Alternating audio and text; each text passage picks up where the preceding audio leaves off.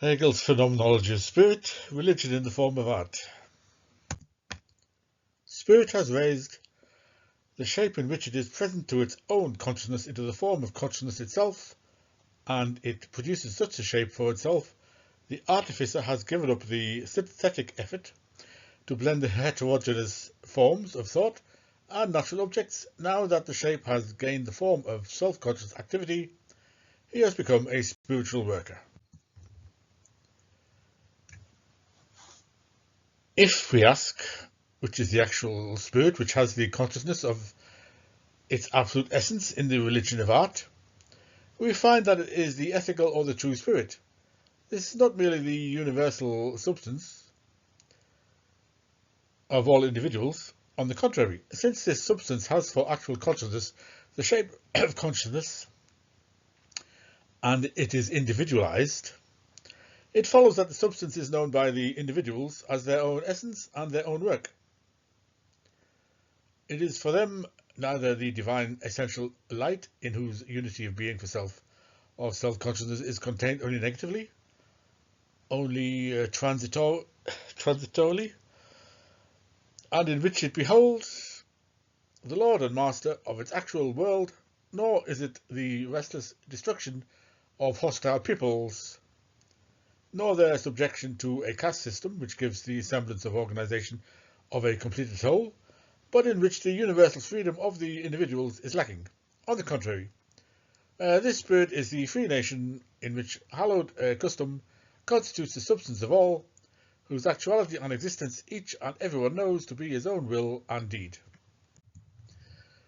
The religion of the ethical spirit is, however, its elevation above its real world, the withdrawal from its truth into the pure knowledge of itself.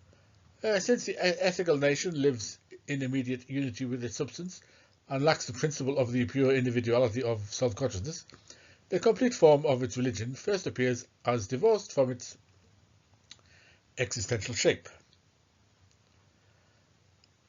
For the reality of the ethical substance rests partly on its passive unchangeableness, as contrasted with the absolute movement of self-consciousness, and consequently on the fact that this self-consciousness has not yet withdrawn into itself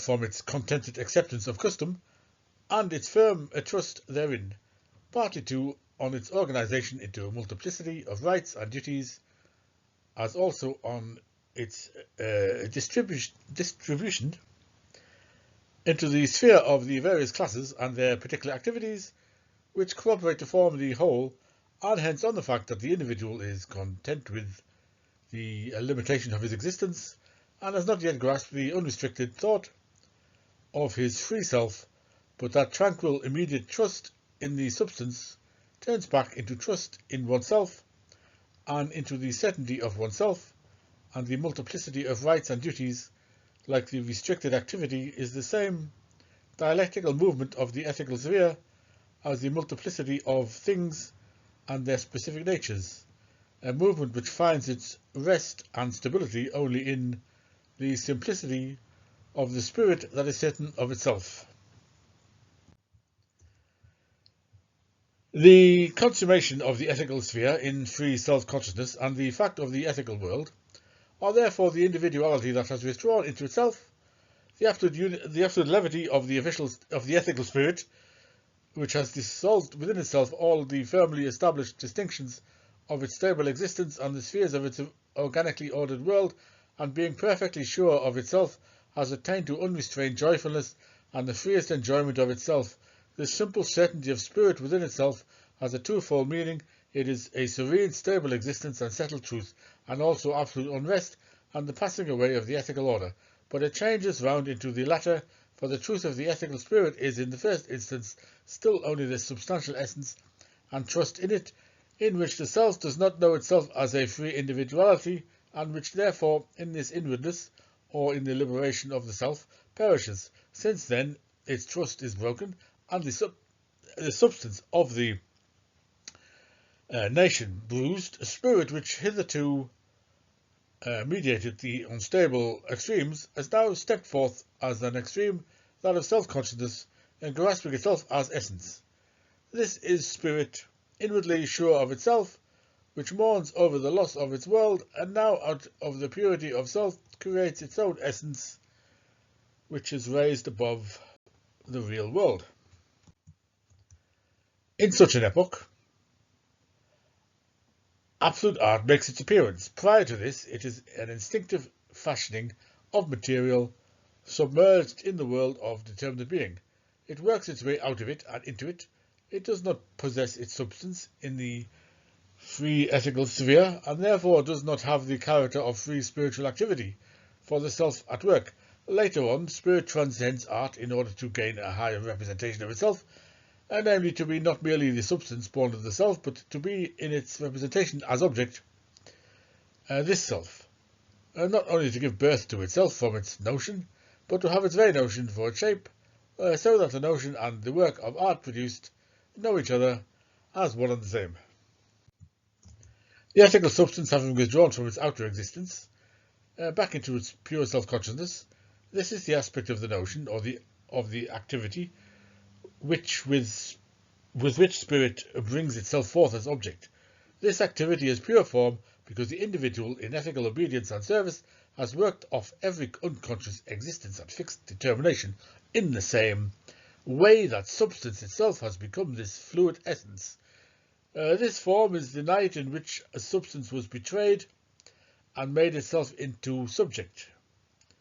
It is out of this night of pure certainty of self that the ethical spirit is resurrected as a shape, freed from nature and its own immediate existence.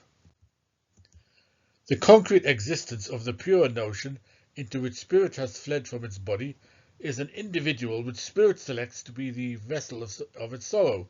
Spirit is pressed in this individual as his universal and as the power over him from which he suffers violence, as his pathos, by giving himself over to which his self-consciousness loses its freedom. But that positive power of universality is subdued by the pure self of the individual, the negative power. This pure activity, conscious of its inalienable strength, wrestles with the shapeless essence. Becoming its master, it has made the pathos into its material and given itself its content, and this unity emerges as a work, universal spirit, individualized and set before us.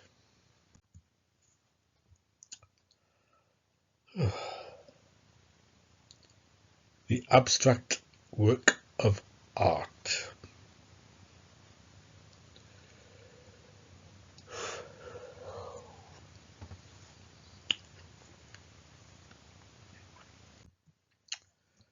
The first work of art, as immediate, is abstract and individual.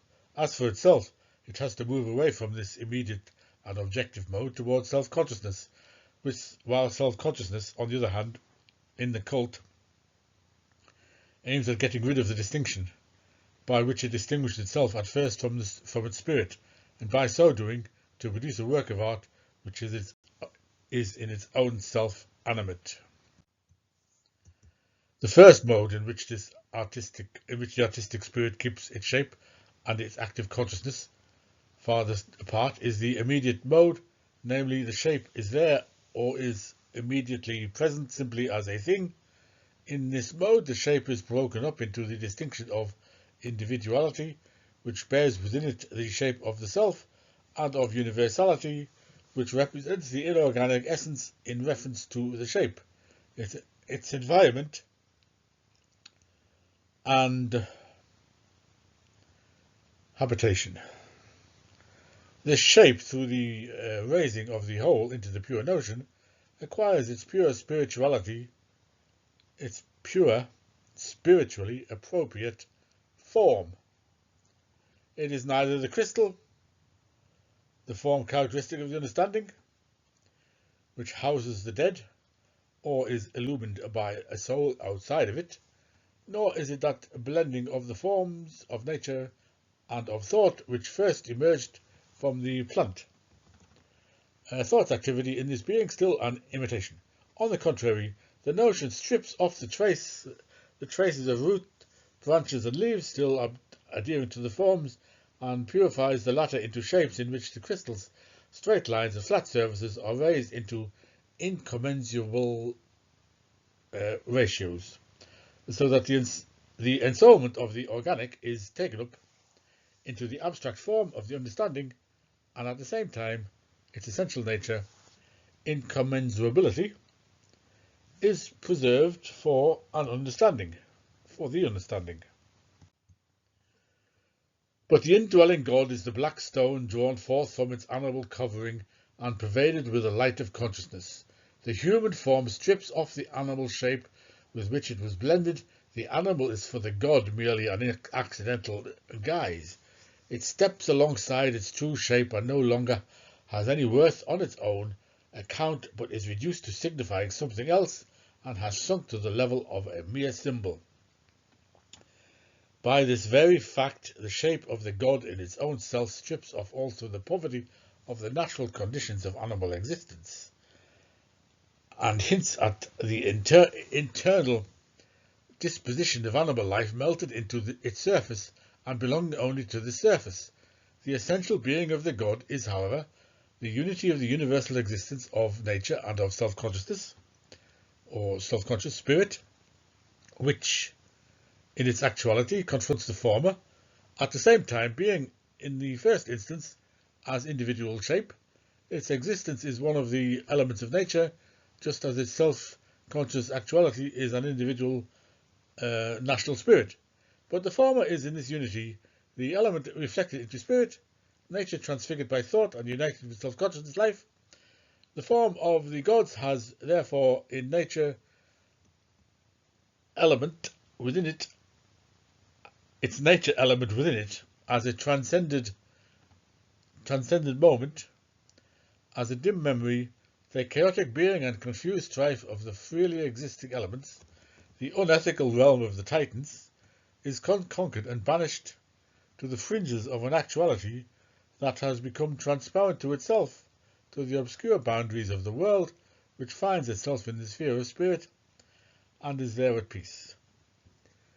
These ancient gods, firstborn children of the union of light and darkness, heaven, earth, ocean, sun, and earth's blind typhonic fire, and so on, are supplanted by shapes which only dimly recall those Titans and which are no longer creatures of nature, but lucid ethical spirits of self-conscious nations. This simple shape has thus rid itself of the unrest of endless individuation, both of its nature element, which only qua universal essence is ruled by necessity, but in its existence and activity is open to contingency, and of the nation which, dispersed into particular spheres of activity and individual centres of self-consciousness, has an existence which is manifold in meaning and activity. All this individuation has been got rid of by the simple form and brought together into an individuality that is at rest. This individuality is therefore confronted by the moment of unrest. The essence, is confronted by self-consciousness, for which, as the birthplace of that unrest, nothing remains except to be pure activity. What belongs to the substance, the artist gave entirely to his work, but to himself as a particular individuality, he gave in his work no actual existence. He could impart perfection to his work only by emptying himself of his particularity, depersonalizing himself, and rising to the abstraction of pure action. In this first immediate production, the separation of the work from his self-conscious activity is not yet restored to their unity. The work by itself is not, therefore, actually an inspired work. It is a whole only together with its genesis. The common element in a work of art, namely that it is produced in consciousness and is made by human hands, is the moment of the notion existing qua notion, which stands in contrast to the work, and if this notion, whether in the shape of artist or spectator, is unselfish enough to declare the work of art to be in its own self absolutely inspired, and to forget himself as performer or as spectator, and then against this we must stick to the notion of spirit, which cannot dispense with the moment of being conscious of itself. The moment, however, stands contrasted with the work, because in this initial duality of itself, spirit gives the two sides their abstract, contrasted characters of action and of being a thing, and their return into the unity from which they proceeded has not yet come about. The artist then learns in his work that he did not produce a being like himself. From it, it is true, there comes back to him a consciousness, in the sense that an admiring crowd reveres it as the spirit which is their own essence. But this inspiration, since it returns to him his self-consciousness only as admiration, is rather a confession to the artist that the inspired work is not on the same level as himself. Since his work comes back to him simply as joyfulness, he does not find therein the painful labour of making himself into an artist and of creation, nor the strain and effort of his work. Furthermore, the crowd may judge the work or bring its offerings, endure it with their own consciousness in whatever way it may be. If they, with their knowledge, set themselves above it, he knows how much more his act is than what they understand and say. If they put themselves below it and recognize in it the essence which dominates them, he knows himself as the master of this being. The work of art, therefore, demands another element of its existence, the God another mode of coming forth than this, in which out of the depths of his creative night he descends into the opposite, into externality, into the determination of the thing which lacks self-consciousness. This higher element is language, an outer reality that is immediately self-conscious existence. Just as the individual self-consciousness is immediately present in language, so it is also immediately present as a universal infection. The complete separation into independent selves is at the same time the fluidity and the universally communicated unity of the many selves. Language is the soul existing as soul. The God, therefore, who has language for the element of his shape in the work of art, that is in its own self-inspired, that possesses immediately in its outer existence the pure activity which, when it existed as a thing, was in contrast to it. In other words, a self-consciousness in the objectification of its essence abides immediately with itself. Abiding thus with itself in its essence, it is pure thought, or the devotion whose inwardness in the hymn has at the same time an outer existence. It retains within itself the individuality of self-consciousness, and this individuality is at the same time heard as a universal individuality that is immediately present. A devotion kindled in the manifold units of self-consciousness is conscious of its act as the act of all alike, and as simple being, spirit, as this universal self-consciousness of all, has its pure inwardness no less than the being for others and the being for self of the individuals in a single unity.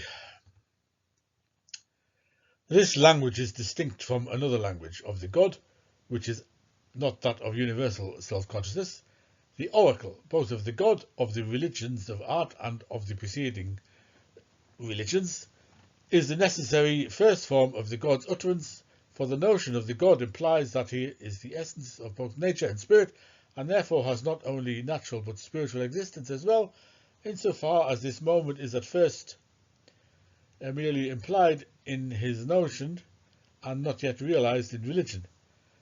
The language is for the religious self-consciousness the language of an other, of an alien self-consciousness. The self-consciousness that is still alien to its community is not yet immediately present in the manner demanded by its notion.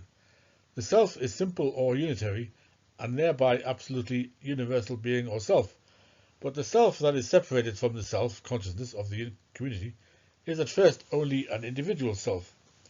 The content of this, its own and individual language, stems from the universal determinateness in which absolute spirit in general is posited in its religion.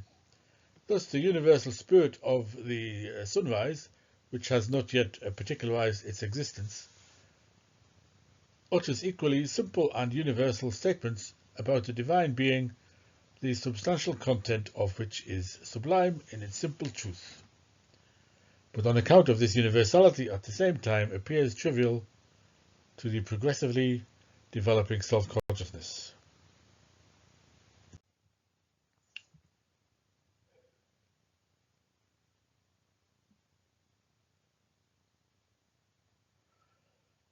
The way of silence, that is called.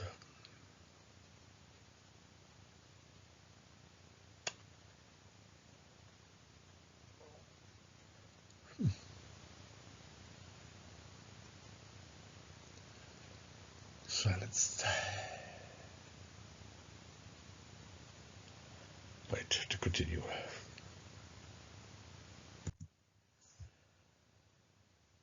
The further developed self, which rises to become a being for self, is master over the pure pathos of substance, over the objectivity of the light of sunrise, and knows that simplicity of truth as essential being, which does not have the form of contingent existence through an alien speech, knows it as the sure and unwritten law of the gods, a law that is everlasting and no one knows whence it came. That's a quotation from Sophocles' Antigone. Just as the universal truth which was revealed by the divine light has here withdrawn into the inner or nether world of being, and is thus freed from the form of contingent existence. On the other hand, in the religion of art, because the shape of the goal has taken on consciousness and hence individuality in general, the utterance peculiar to the god, who is the spirit of an ethical nation, is the oracle which knows its particular affairs and what is advantageous concerning them. The universal truths, however, because they are known as that which possesses essential being, are claimed by conscious thought for itself, and their speech is no longer alien to it, but is its own, just as that wise man of old, he means Socrates, obviously, searched in his own thought for what was good and beautiful, but left it to his daemon to know the petty contingent content of what he wanted to know, whether it would be good for him to keep company with this or that person, or good for one of his acquaintances to go on a journey, and similar unimportant things. In the same way, the universal consciousness draws knowledge of the contingent from birth, or trees, or the yeasty earth, the vapour from which deprives self-consciousness of its self-possession. For the contingent is something that is not self-possessed and is alien, and therefore the ethical consciousness lets itself settle such matters too, as by a throw of the dice in an unthinking and alien manner. When the individual, by using his understanding, makes up his mind and after deliberation chooses what is advantageous for him, the self-determination is based on the specific nature of the particular character. This latter is itself contingent, and therefore knowledge supplied by the understanding as to what is advantageous for the individual is just such a knowledge as that of the oracles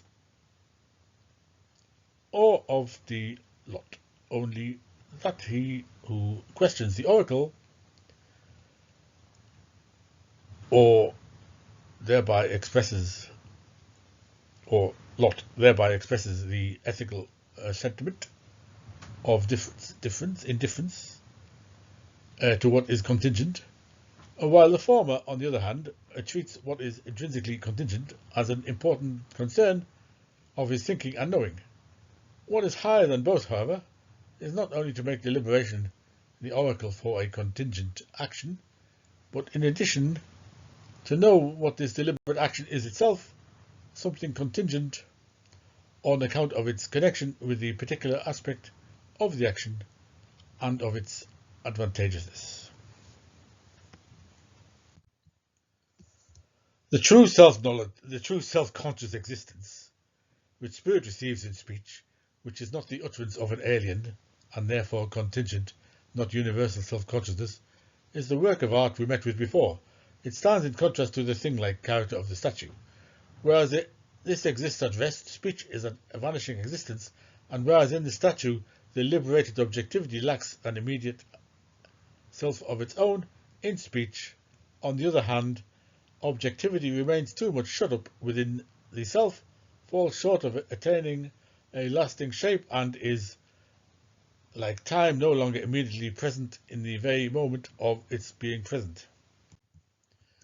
The movement of the two sides constitutes the cult, a movement in which the divine shape in motion in the pure feeling element of the self-consciousness and the divine shape at rest in the element of thinghood mutually surrender their distinctive characters, and the unity which is the notion of their essence achieves an existence. In the cult, the self gives itself the consciousness of the divine being, descending to it from its remoteness, and this divine being, which formerly was not actual, but only an object over against it through this act receives the actuality proper to self-consciousness.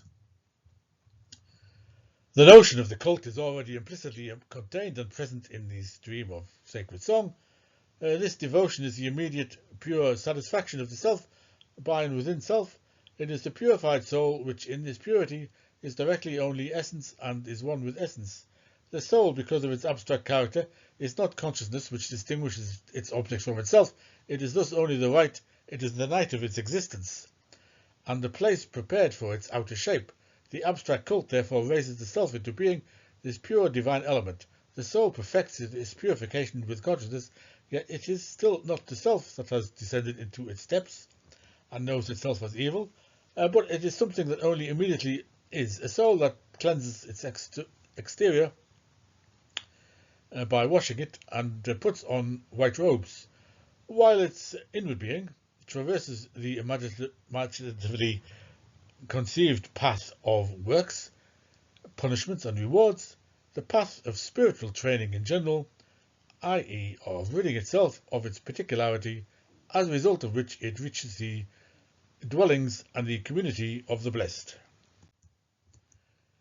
This cult is at first only a secret fulfillment, that is, a fulfillment only in imagination, not in actuality. It must be an actual deed, for a deed that is not actual is self-contradictory. Consciousness proper thereby raises itself into its pure self-consciousness. The divine being has in this the meaning of a free object, through the actual cult, this object returns into the self. And insofar as it has, in pure consciousness, the meaning of the pure divine being, dwelling beyond reality, this being descends from its universality through the mediation of the cult into individuality, and thus unites itself with reality. The way the two sides enter into the act is determined as follows. For the self-conscious aspect, so far as it is actual consciousness, the divine being presents itself as actual nature. On the one hand, nature belongs to consciousness as its possession and property, and has the value of an existence that has no being of its own. On the other hand, nature is consciousness's own immediate actuality and individuality, which equally is regarded as a non-essential being and is stripped of its apparent independence. But for its pure consciousness, this external nature has at the same time the opposite meaning, namely of being the implicitly divine being, for which the self sacrifices its unessential being, just as conversely it sacrifices the unessential aspect of nature to itself.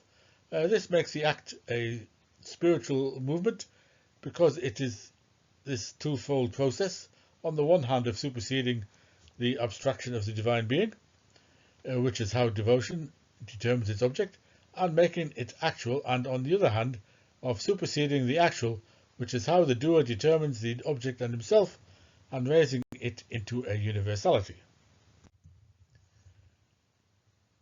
The act of the cult itself begins, therefore, with the pure surrender of a possession which the owner, apparently without any profit whatever to himself, pours away or lets rise up in smoke, and in so doing, he renounces before the essence of his pure consciousness all possession and right of the property, and enjoyment thereof, renounces his personality and the return of his act into himself, and he reflects the act into the universal or into the divine being rather than into himself. Conversely, however, the divine being in its immediacy also perishes in this act. The animal sacrificed is the symbol of a god, the fruits consumed are the living Ceres and Bacchus themselves. In the former die the power of the upper law, which has blood and actual life.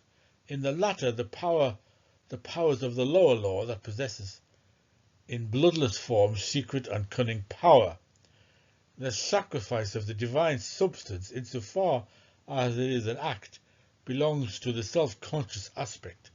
That this actual deed be possible, the divine being must already have sacrificed itself in principle. This it has done by giving itself an outer existence, and has made itself into an individual animal and into fruit. This renunciation, therefore, which the divine being has already accomplished in principle, is shown forth by the self who performs the sacrifice as an existent fact and for his own consciousness, and thus placing that immediate actuality of the divine being by the higher activity, namely that of himself, for the unity which has resulted from overcoming the singleness and separation of the two sides is not merely a negative fate, but has a positive significance.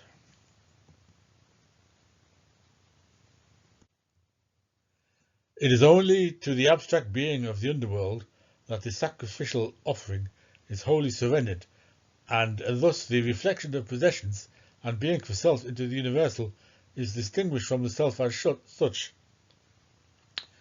At the same time, however, this is only a small part, and the other act of sacrifice is merely the destruction of what cannot be used, and is really the preparation of the offering for a meal, the feast that cheats the act out of its negative significance. At the first sacrifice, the person making the offering reserves the greatest share for his own enjoyment, and from the latter sacrifice, what is useful for the same purpose. This enjoyment is the negative power which puts an end both to the divine being and to the singleness, and it is at the same time the positive actuality in which the objective existence of the divine being is transformed into self-consciousness existence, and the self has consciousness of its unity with the divine being.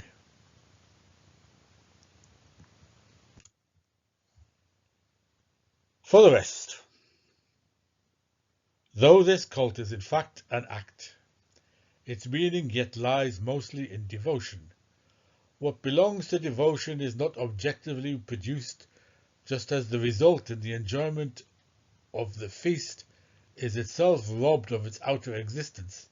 The cult therefore goes further and replaces this defect in the first instance by giving its devotion an enduring objective existence, since the cult is the common task or the individual task for each, and all to do which produces a dwelling and adornments for the glory of the god.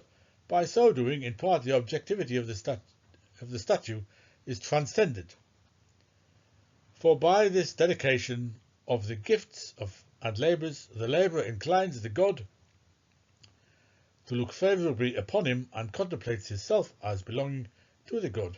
In part, too, this action is not the individual labour of the artist, this particular aspect of it being dissolved in universality, but it is not only the glory of the god that is accomplished and the blessing of his favour, shed on the labourer only ideally and in imagination.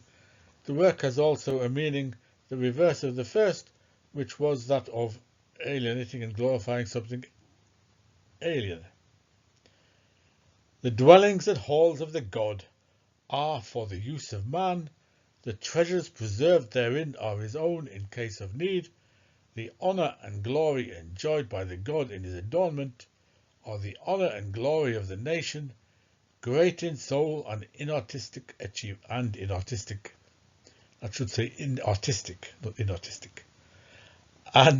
artistic achievement. At the festival, this people adorns its own dwellings and garments, no less than the things of the god, with graceful decorations. In this way, they receive from the grateful god a return for the gifts and proofs of his favour, in which through their work they became united with him, not as a hope and in a future realization, but rather in witnessing to his glory and in bringing him gifts. The nation has the immediate enjoyment of its own wealth and adornment.